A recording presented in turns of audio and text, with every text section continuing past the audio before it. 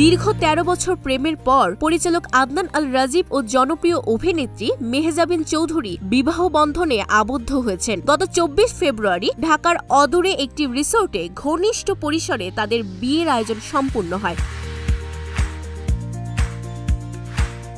বিয়ের পর রাজীব সামাজিক যোগাযোগ মাধ্যমে মেহজাবিনের সঙ্গে একটি পুরনো ছবি শেয়ার করে আবেগঘন বার্তায় লেখেন, আল্লাহ আমাকে সবসময় প্রাপ্যের চেয়ে বেশি দিয়েছেন। ১৩ বছর ধরে তুমি আমার সখী, আমার ত্রাণকর্তা এবং সবচেয়ে কাছের বন্ধু। এবার চলো চিরকাল একসঙ্গে থাকি।